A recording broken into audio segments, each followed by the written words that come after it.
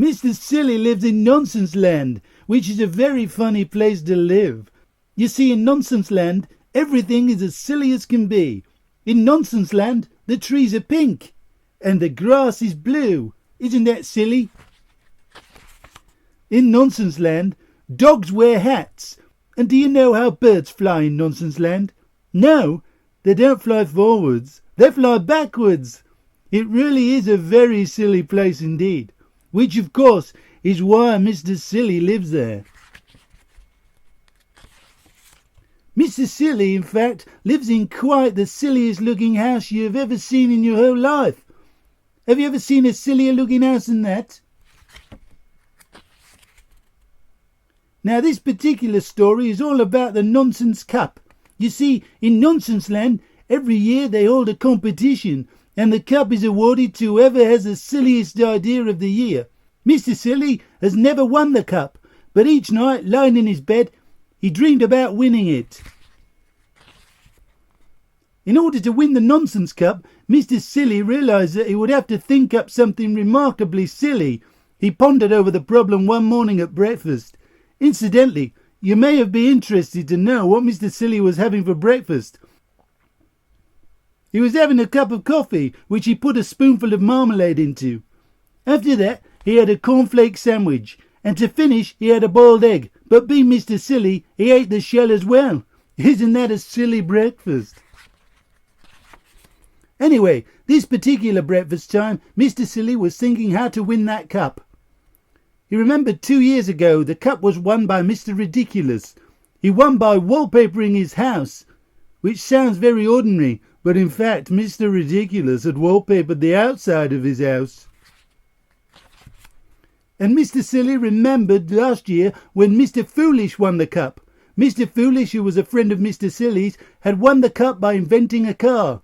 It was quite a normal car, apart from one thing. It had square wheels. Isn't that silly?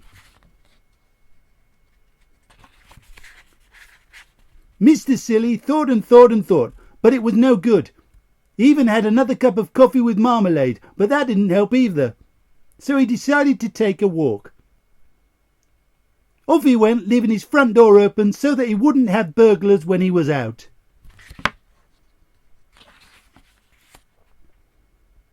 On his walk, Mr. Silly met a chicken wearing Wellington boots and carrying an umbrella. Wouldn't it be silly if you didn't wear Wellington boots and carry an umbrella? He said to the chicken. Meow, said the chicken, because animals in Nonsense Land don't make the same noises as they do in your country. On his walk, Mr. Silly met a worm wearing a top hat, a monocle and an old school tie.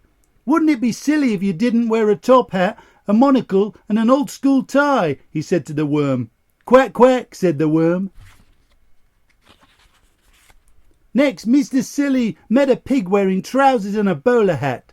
Wouldn't it be silly if you didn't wear trousers and a bowler hat? He said to the pig. Moo, said the pig. Isn't that silly? It was in the middle of Mr. Silly's walk that he had his idea. It was a beautifully silly idea. Quite the silliest idea he'd ever had. He hurried into town and bought himself a pot of paint and a paintbrush. The day of the great awarding of the Nonsense Cup arrived. A huge crowd assembled in the city square to see who was going to win the cup. The King of Nonsense Land mounted the specially built platform. Ladies and gentlemen, he said to the crowd in the city square, it is my pleasure today to award the Nonsense Cup to whoever has the silliest idea of the year. One of the silliest ideas of the year, continued the King, is by Mr. Muddle the farmer. He has managed to grow, of all things, a square apple. The crowd clapped as the square apple was held up by Mr. Muddle for everyone to see. He felt sure he was going to win.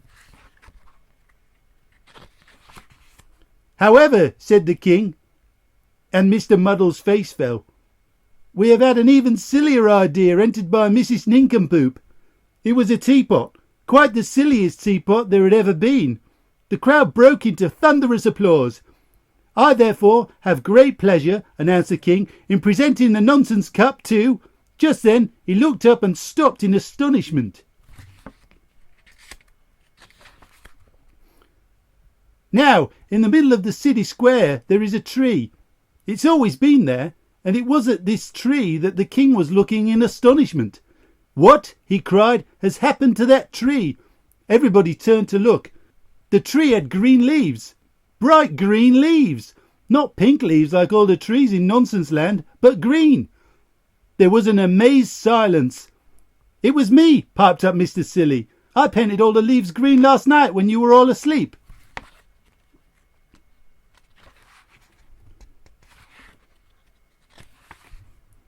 "A green tree?" exclaimed the king. "Who ever heard of a green tree?" "A green tree," shouted the crowd. "How silly!" And they started to applaud. Mr. Silly smiled modestly. The king held up his hands. "I think," he said, "that this is the silliest idea I've ever heard of, and therefore I award the Nonsense Cup to Mr. Silly." The crowd cheered and cheered. Mr. Silly went pink with pride. And a bird perched high up in the branches of the silly green tree looked down.